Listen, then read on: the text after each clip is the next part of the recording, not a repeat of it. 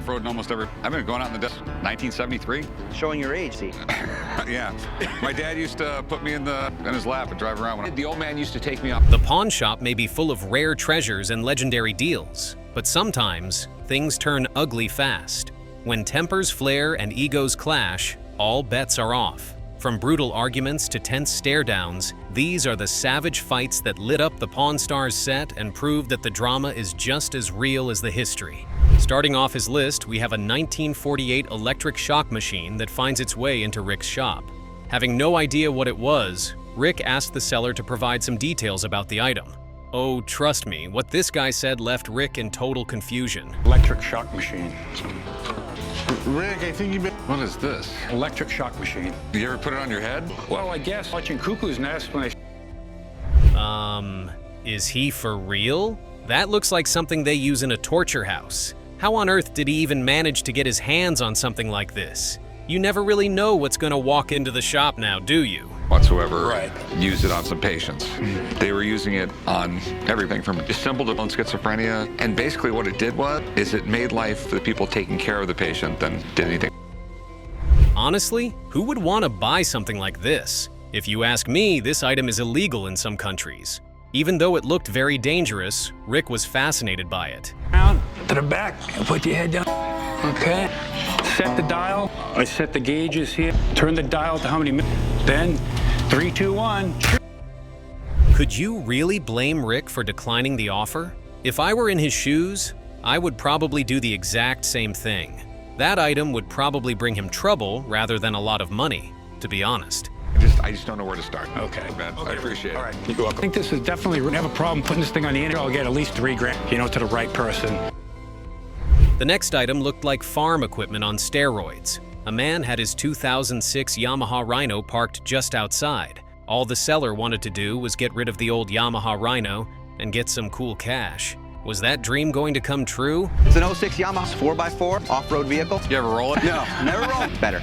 Thing's pretty badass. Custom rims, it's got extended AR, Fox Shot ID headlight. Got a mount on it for your MP player in case you want to... You can just see the excitement on Rick's face. He wants that off-road vehicle so bad. Can you really blame him? The vehicle is cool as hell, but let's not get our hopes up just yet. Almost every week. Corey got old enough, I did the same thing. It's a blast, love to add that. The big question, what do you want for it? Well, I paid $9 for it. Okay. I'm looking probably around $8. He isn't wrong about that. These vehicles can't be as good as they were a couple of years back. The big question now is whether they will reach an agreement because this customer sure knows how to strike a bargain. For a Hyundai price. Razor's about $14,000, so I need at least half to put down. Give me $7,000, we got a deal. Rotor to another. And I'm probably gonna regret it, but $7,000. We got a deal. All right. Like I said, this customer knows how to strike a bargain. Eventually, they came to an agreement, and Rick bought the bike for a pretty sweet deal. I would love to have an off-road vehicle like that one. It wasn't my fault.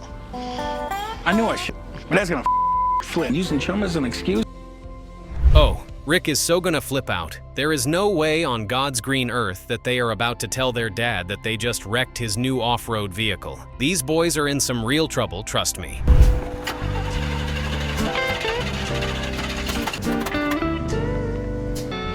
I have no idea what's wrong with this thing. I mean, it could be anything. It could be a spark plug, a fuel line. It could be something real. Up next, this old man walks into the shop with a lot of stamps. I'm not kidding, all right? He had enough stamps to fill the back seat of a car. But could those stamps really be worth anything to Rick? I got 5 pounds of stamp. Do you have any Girl Scout cookies? No. Check these stamps out. Believe it or not, he has no cookies. So, do you know anything about these? Oh, wow. So he's just been picking up random stamps all these years? These stamps must be worth a lot for him to go through all the stress of collecting them. Why does it feel like Rick does not want to acquire these stamps? There are stamps that range in value from to over $1 million. You just never know what you pile like this. These are all like World War. This is 1940. This is Third Reich stuff. Damn, did he say World War II? These stamps are actually pretty old. But here's the thing. Rick has no idea if they are actually worth anything. Aside from that, there's a high chance the stamps could be fake. But the suspense is... There's thousands of stamps, and examining each one is going to take some time, but at least it's for a good cause. So do you think they're worth anything? Woolies, I haven't seen anything of value.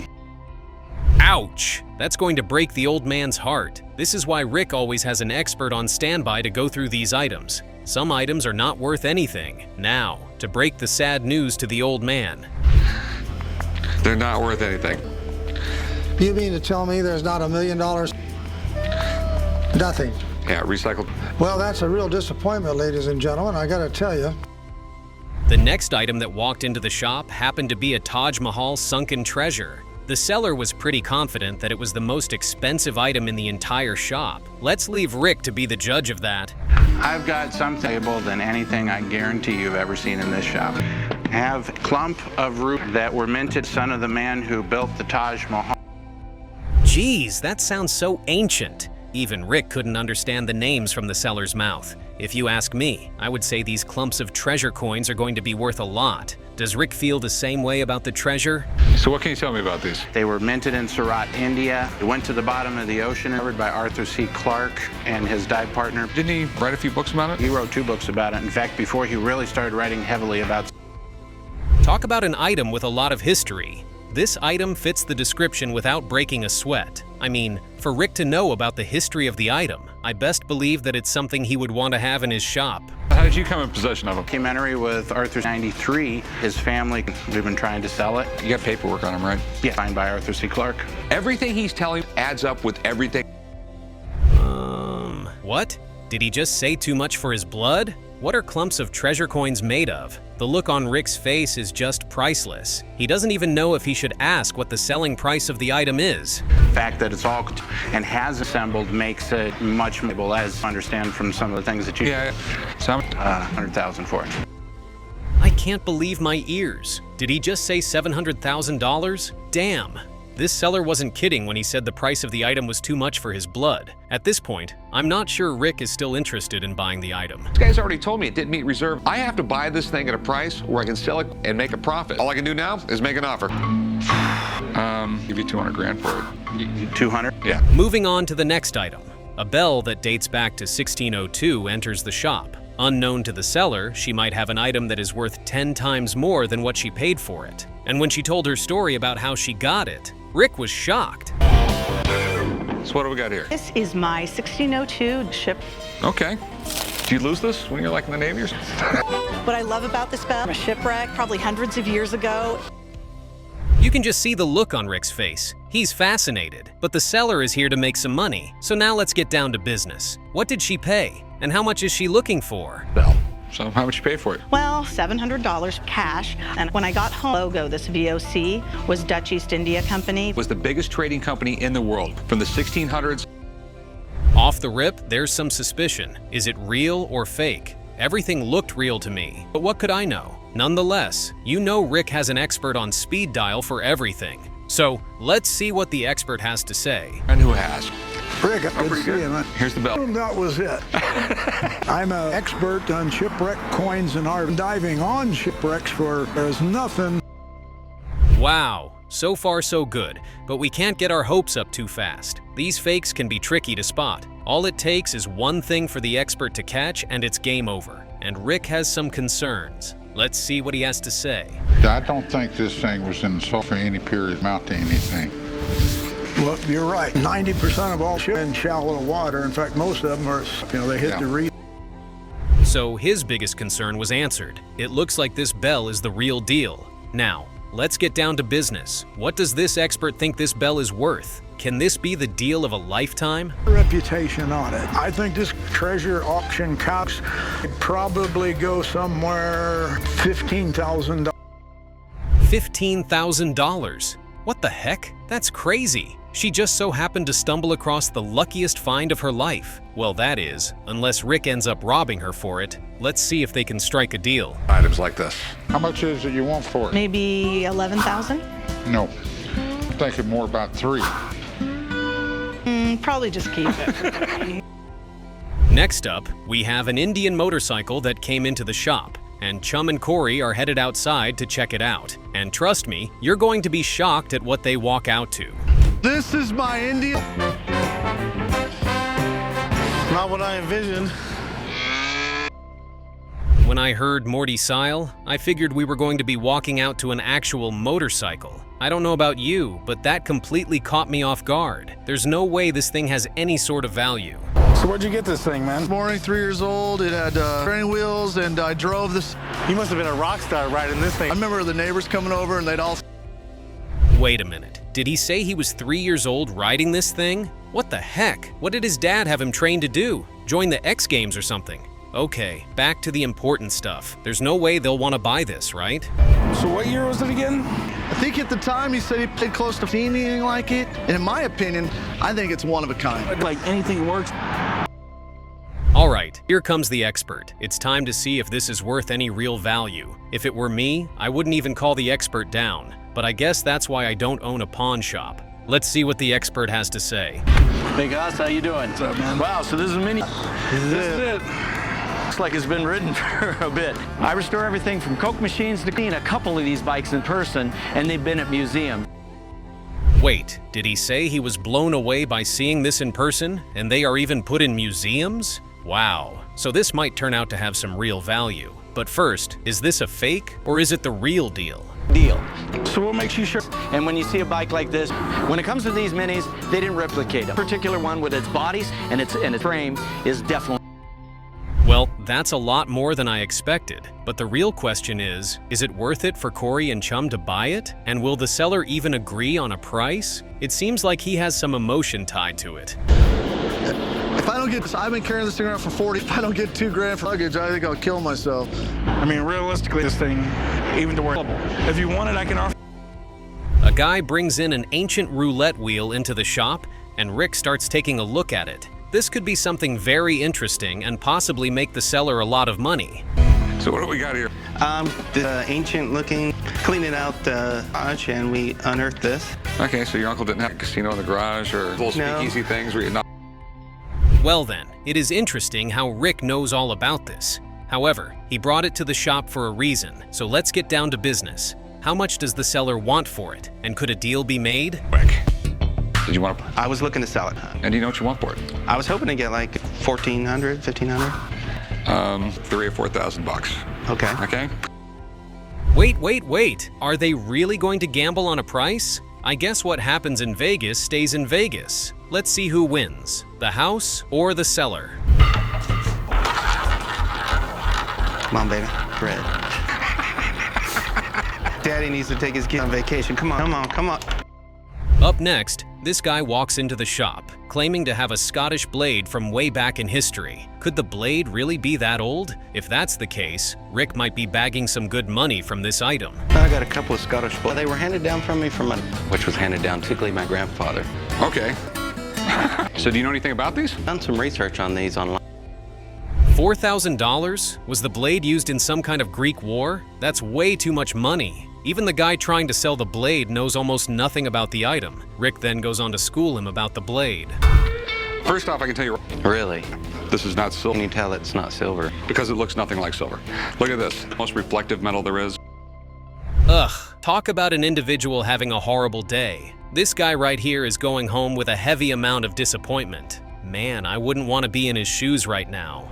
I can tell by the mark that this was made in Scotland as the Scottish thistle. There's also a Birmingham, the lowercase a. This was 1900. Oh wow, it looks like the blade is not completely worthless after all. That should wipe away the sad look on this guy's face. The question now is, how much is he willing to pay for the blade? What do you want for it? I'm thinking probably around $800. That's not going to happen. What do you... Maybe 6. 400 bucks for it.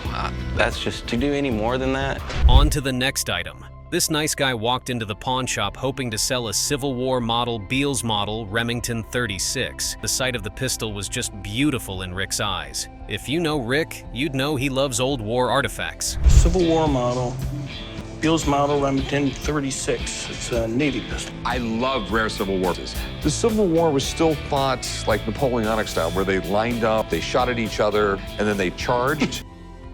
Like I said, he is a sucker for old war artifacts. I won't be surprised if this customer says he wants to sell the item for $100,000, and Rick doesn't even argue with the price. Really good and fast at it could get off 3 shots a minute. Yeah. But if you had this gun, all you had to do, take your lever down, pull a cylinder out, pull a new one out, and you were firing again.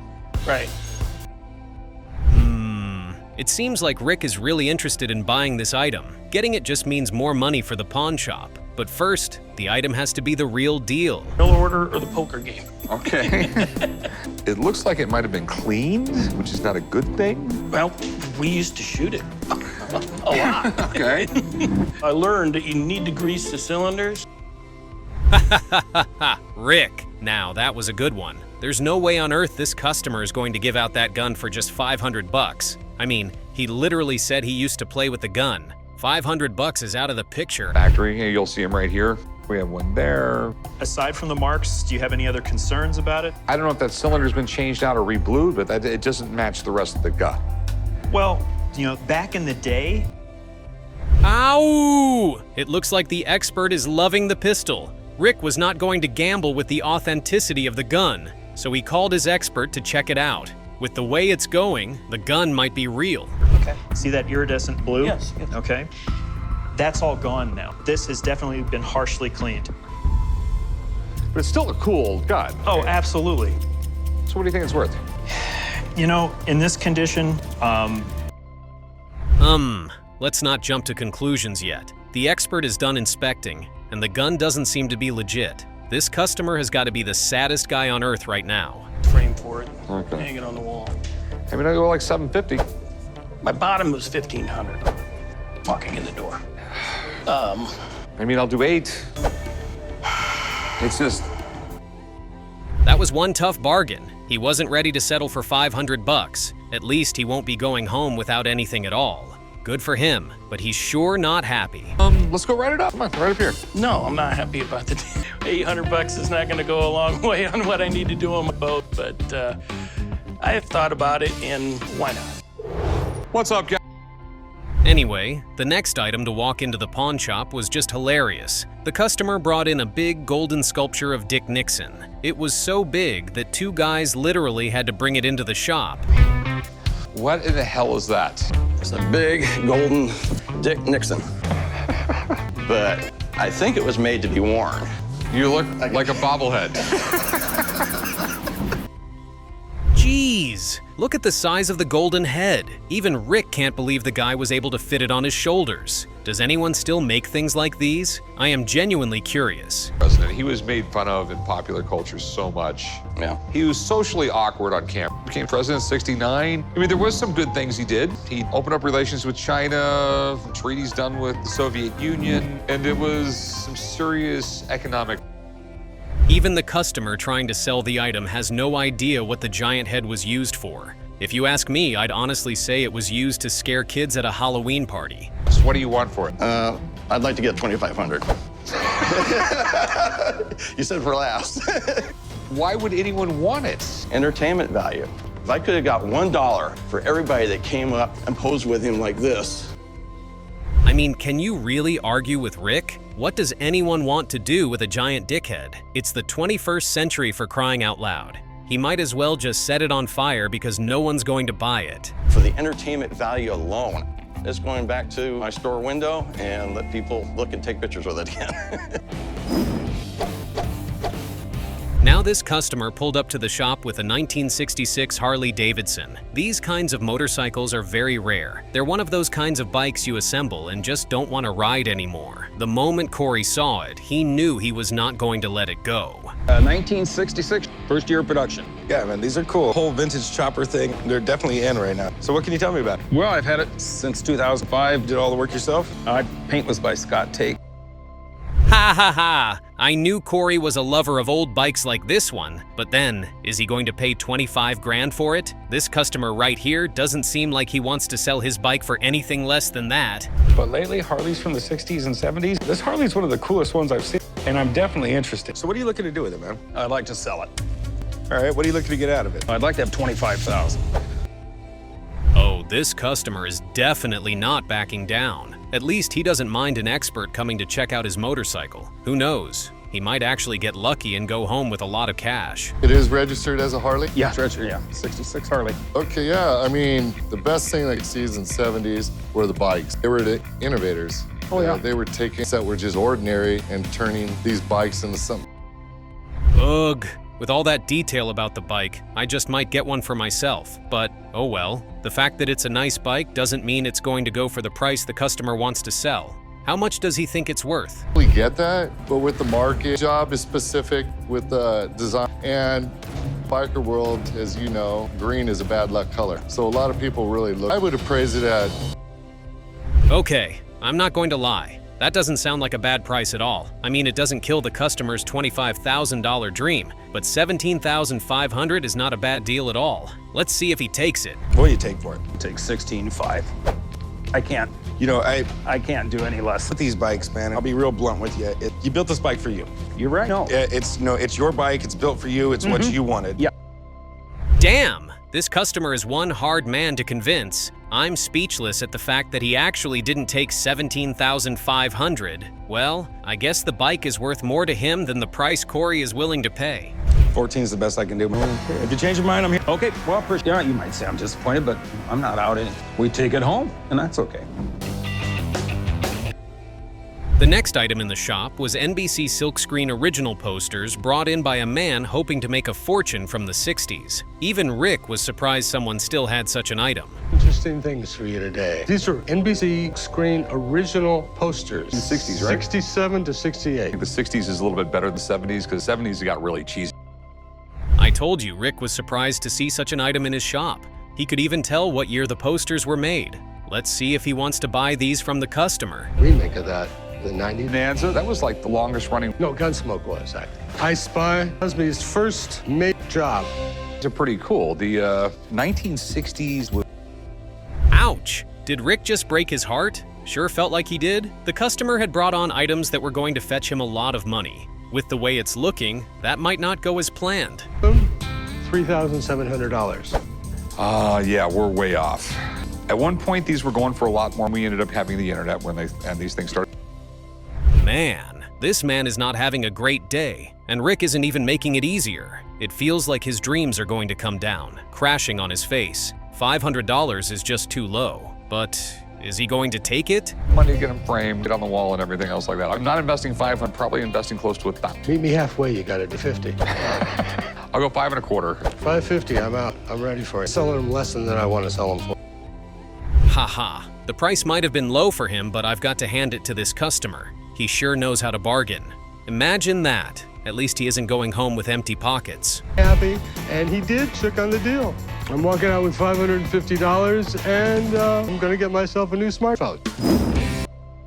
Walking into the store was a guy who claimed to have something very unique. In his hands was an ancient Apsara dancer statue from the 10th century made out of sandstone. Rick's first question will leave you speechless. Made out of sandstone. Oh. And where in the hell did you get this? It's been in our family forever. Since the 10th century? I came down to the pawn shop.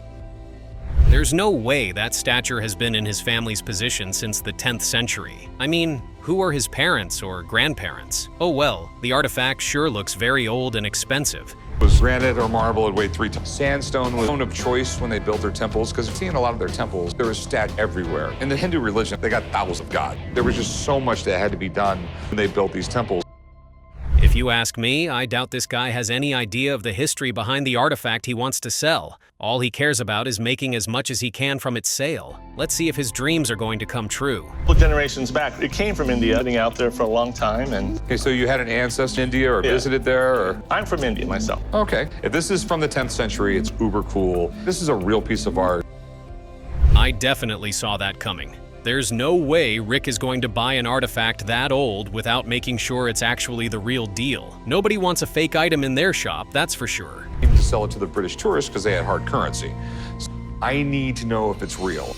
I'm assuming you want to sell it? Yes. And how much do you want for it? It's asking $5,000 for it. Okay. $5,000? Ha ha! Rick is definitely not rolling the dice on this one. The expert has to come check it out ASAP. He really wants to buy the item, but he just needs to be sure it's not a fake. Now, you know, like I put it on their ship. Rick sent me a text message of this image, and when I saw it immediately, I thought, wow, this is something I'd really love to take a look. And I love Indian art, so I came immediately. So, Rick, what are your personal concerns? First of all, this expert looks funny as hell. But one thing is for sure, he knows what he's talking about. I mean, this is something he loves to do, so it's best to believe that if it's fake, he's straight up going to know. To indicate apsara, you want to see it fly, and it usually has feet that are kind of or going up like this, you know, as if it's flying out of this piece, feet, which is very interesting to me. It's not Indian like he said it was? Wow, this customer was really just looking to make some cash off this item. Thank goodness Rick had his expert check out the artifact. He would have bought a fake. Well, this customer isn't going to be happy about the news. He thought he was going to be walking out of the shop with his pockets filled with money. That boat sailed fast. 18? He just said it would go for 12 to 24. Right. Okay. And if I buy it for 18, I'd most likely lose money. Give you like $700 for it? I would take 1,000. And it was in good shape. I'll give you $800. 900.